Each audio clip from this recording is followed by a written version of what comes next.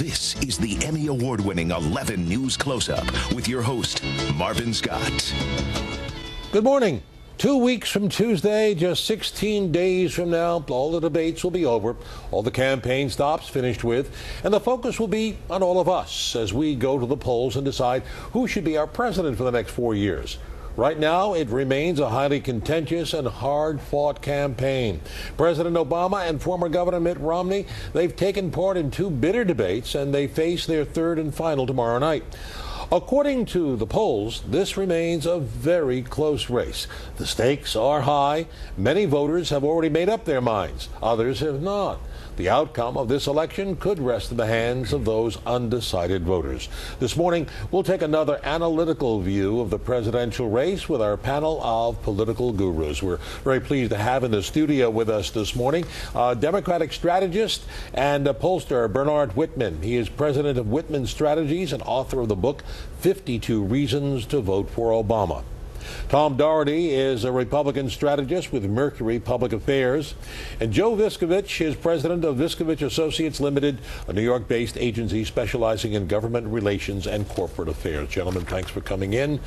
It's down to the wire, isn't it? Let's begin by asking each of you to evaluate last week's debate. You want to start, Bernard? Yeah, I think there were 2 great winners in last night's debate. One, the American people. We saw an open, honest, candid, sharp exchange of ideas, which strengthens our democracy. And I think the second big winner was Barack Obama, and it's not just me who agrees. Poll after poll showed the same. 46 to 39, the CNN poll. CBS poll of uncommitted voters, 37 to 30 for the president. The all-important Xbox Live poll, who's telling the truth? Who can you trust? 65 to 29 for the president. Why? Because he forced Mitt Romney time and time again to tell the truth, to set the record straight. And the biggest problem that Mitt Romney faces in this election is not Barack Obama, it's his own record and the lack of details in his proposals. Tom? I could chuckle at that, but I won't. The bottom line is that after a first horrible debate, showing up and engaging Mitt Romney was a win for Barack Obama. I would grade him an A. He had an A, a few nights ago. Mitt Romney, B+, A-, somewhere in that area. But where he won the debate was on the most important issue facing the American people. Poll after poll, CBS, CNN. On the question of the economy, who do you think can do a better job? It was Mitt Romney. And that's what's going to carry him on Election Day. What do you think, Joe? I think that's fair to say that I looked at it as a draw because there was a lot of sparring back and forth. I think Mitt Romney and that whole question about the terrorist attack comments from the Rose Garden, I think was exaggerated. There was a bad moment for him. But beyond that, I think that the audience, especially those 65 or 66 million who are watching, he kept circling back to the theme, the economy. And no matter where he went, Barack Obama didn't have an explanation. And then after all this, all they're talking about is a woman binder. They don't talk about what they're going to do in the future. I mean, last time it was the bird, big bird. They're stuck on the bees, birds, binders, but they don't say what the hell they're going to do about the next 4 years. Now, the issue that I see is that he's right. Both of them are right. A lot of the polls said, hey, it looks like Mitt Romney lost. Obama came out swinging and he got ahead. But when you look at the internal polling in terms of what do you say about in terms of the economy, I mean, the CBS 500 undecided came out with what, 65-35, that he won on the economic employment issue, which is the problem of the country. Bernard, you said that Obama won, and many of the polls agree with you that he did come out stronger this time. But was it a couple of weeks too late to undo the damage he did in that first debate on October 3rd? Well, clearly it would have been better if he had come out and done the same thing in the first debate. Is it too late? No. We got 2 weeks and 2 days until this election, which as we all know, is a lifetime in politics. I think that what that debate did is it allowed him to stop the momentum from Mitt Romney, turn this around, ultimately probably worth about 1 or 2 points in Obama's favor. But most importantly, what we've seen is the battleground states have really reflected the trends nationally, and I think the most important state in this election is Ohio. I think he has held his lead in Ohio, and ultimately whoever wins Ohio is going to be the next president. Mitt Romney has no electoral path to victory without Ohio. I think the president's debate performance energized his base, and I think it's going to be a turnout election.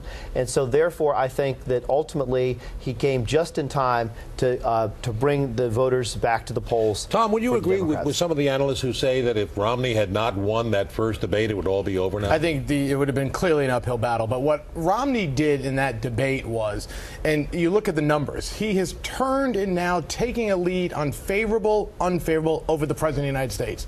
He clearly went from a person who was viewed negatively by the American people to now a +8 number. A huge, significant gain in one debate. But here was where the Obama campaign made not a mistake, but their strategy was, let's bury the negatives on Mitt Romney. What Mitt Romney was able to do in one debate in front of 68 million people was say, I don't have horns on my head. I'm a good guy. I can be a president. And that was a huge moment for him in that one debate, which, as you see, and I disagree a little bit with Bernard. If you look at recent state polling, whether it's Wisconsin, whether it's Nevada, there are opportunities galore where Pennsylvania now has shrunk down. Michigan has shrunk down. Will he win those states? Possibly not. But opportunity after opportunity is now there. How much of an impact will the undecideds have? You know, the undecided could be a problem for Barack Obama. I mean, Brooklyn Institute of Research Center has indicated that when you look at people who are undecided, a great portion of them, towards the last moment before they vote, usually vote for the unincumbent. Because they're not, dissatisfaction is a major motivation. I want to play you a clip here of a couple of students I spoke with the other night over at Hofstra. They went in open-minded, and here is the reaction after the debate. As an undecided voter, it was very, very important for me to listen to what they had to say, and I think that I made my choice now. Obama. While I came in very undecided, I'm leaning towards Obama because tonight, being in his presence, I really got the feeling that he actually does care. And while I know Romney does, at least that's what I'm assuming, he really came off kind of jerkish. I went into the debate today very one-sided, like towards one candidate, and after the debate today, seeing what happened, I came out and I'm very confused as to who I'm going to pick, and I don't know. I think a lot of people are in that position right now, still confused. Would you agree? I think so. The race is so close. What I find interesting is the gap that Romney's been able to close within the women's numbers. You know, Barack was so far in the lead 2 or 3 weeks ago, and he's come pretty close in terms of percentage, which is very rare and when you consider all these attacks on Mitt Romney over the years. And Ohio, I mean, for 18 electoral votes, I mean, what do we have? Almost, between both candidates, almost 50 million average in spots. That's $100 million in one state alone. So I guess they feel it's very crucial for their Ohio, election. no one's ever won the presidency without winning Ohio. No Republican has won the presidency without Ohio. So maybe that's why they spend that kind of money. I'd rather buy the state than just spend on TV ads. Okay. We're going to take a break. We come back. This is such a close race. Could we have a redo of what we saw in 2000? Possibility. The one candidate winning the popular vote, but not the electoral vote. We'll ask that and much more when Pix 11 News Close-Up continues.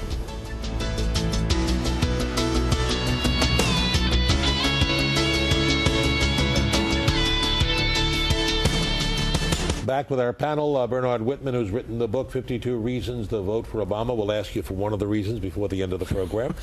Republican strategist Tom Doherty, and we have Joe Viskovich with us. Let's talk about tomorrow. Tomorrow's the third and last debate. Their last shot at it. What should we expect? I would guess that at some point Mitt Romney, because it's a foreign policy debate, is going to figure out a way to get the economy into the topic of conversation. Because I think that the one mistake the Romney campaign left on the table was allowing the last debate to be on foreign policy, where clearly I think the issue facing the American people is the economy. And by the way, he fumbled the one time he had an opportunity to exploit what's gone on in Libya. He completely bumbled it, and he bumbled it again a couple days later. Well, Candy Crowley, though, actually admitted after the debate that she was wrong, and I don't think a moderator for a debate should be judge and jury, and particularly at a time when she was clearly wrong what happened that Sunday in the Rose Garden. So, you know, we could discuss the foreign policy aspects, but you know as well as I do, whether he fumbled the question or not, the administration has totally fumbled Benghazi. What do you think they have to do tomorrow? Well, I think, first of all, you know, this whole issue about women in binders, but it looks like someone in the White House threw Hillary and Susan Rice under the bus because both of them fell on their swords. Yeah. So I think there's going to be two issues on Monday. One, it's going to be a clear path for Romney to speak and find out. If you said it was a terrorist attack and then 7 days or 5 days later, your ambassador says that the video, someone is not telling the truth. So she's leaving the UN. Or the second part is what's going to happen with Hillary. And third, if he focuses on the economy again, as he did, where he circles around and, basically you're better off 4 years and so forth. If he could just balance both, I think he's going to be a clear winner. Do the debates really matter? Of course they do. 67 million people are turning off all kinds of primetime TV to watch these guys. And it changed the debate. It changed the dynamic of the race. I mean, Mitt Romney, I got to give him credit. He changed the dynamic of the race largely because he did a reasonably good job, and the president failed to show up and failed to hold his feet to the fire as he did in debate number 2. Looking back historically, there was one debate in particular that really changed the course of the election. That was 1960, Nixon-JFK. That one also an impact in 1980, Ronald Reagan against Jimmy Carter. That's why I put on makeup. Because Nixon didn't. I don't want you sweating over here, Joe. Absolutely. That's why the temperature's at 62 degrees for all these debates now. Okay, so I asked you about the debates, whether they matter. Let's talk about the polls. Look, the latest numbers I have as of this taping, we have one poll, the Gallup poll, shows Romney with a 7-point edge, 52 to 45. The Rasmussen polling shows Romney with a 2-point lead, 49-47. Public policy polling as of this date shows a tie at 48-48. Right, but the question on the polling is going to come down to, and there's going to be a big, we're going to have to analyze these polls after the election, is the numbers in like Ohio, when you saw these big numbers in Ohio, was they were giving a huge Democratic advantage in terms of what they expect the turnout to be.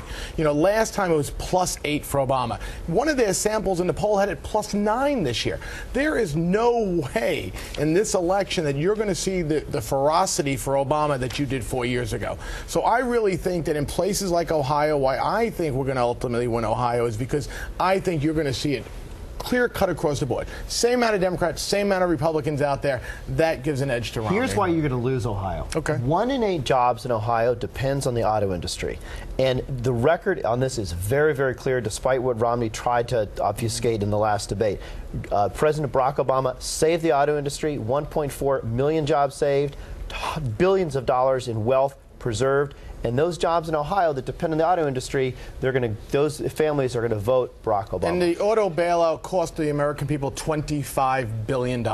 Listen, it's really nice to say that we saved the auto industry, but at quite level, in this country, we have an economy that says if a company is going to fail, the federal government shouldn't spend our $25 billion on saving that particular company. It wasn't just a company, it was an entire industry and infrastructure. That is wonderful. $25 billion of our tax dollars went to do that. And with $25 billion, there's a lot of things we could do in this country. Let me ask you this. Everything is perception. And Ford didn't need a bailout.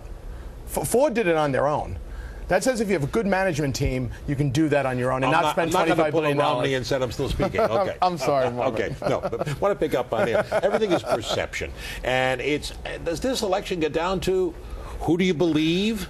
Basically from the imagery you've seen on the campaign trail and what you've seen in these debates? I think it comes down to who do you trust. And I think that that's where the president fell off because he had been driving a narrative that we don't really know who Mitt Romney is. We're not familiar with him. We don't really like him. We're not really sure where he stands. What did he do at Bain Capital? Was he the CEO? What's he hiding in his tax returns? And he fell off message and he allowed Mitt Romney to appear before the American people, etch-a-sketch his way to a moderate and make people believe that, yeah, he's actually trustworthy. If the president can hold, again, his feet to the fire and make it clear that this is a guy who we don't really know his positions or his details or how he's going to fix the economy, that trust evaporates.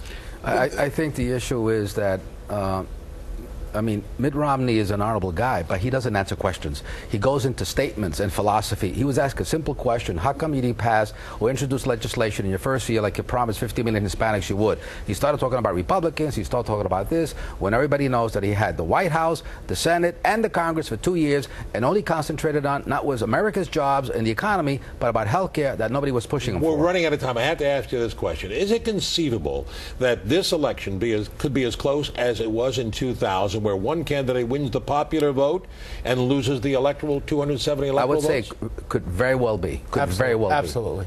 Low percentage, but it is possible. But, look to the markets. All the electronic trading markets have Barack Obama beating Mitt Romney about 2-1. 63% across the board expect Barack Obama to win. I'm going to go with the market. Well, Google tells me there were only 4 U.S. elections that gave the person who came in second in the popular vote the election, and it includes John Quincy Adams back in 1824. Remarkable what you got on Google. Okay, last statement. 52 reasons to vote for Obama. You wrote in your book. Give us one. There is no question that the fact that we've had 31 straight months of job growth, 5.2 million new private sector jobs is the #1 reason to vote for the president. Tom? Ask the American people if the economy is doing well.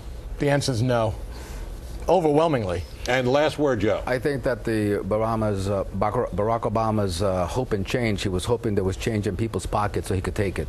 Okay, Joe Viskovich, Tom Doherty, and Bernard Whitman, thank you very much for your insight. And the election is 2 weeks from Tuesday. We're going to take a break, come back with A Little Flower, Tony LoBianco, who plays Mayor Fiorello LaGuardia.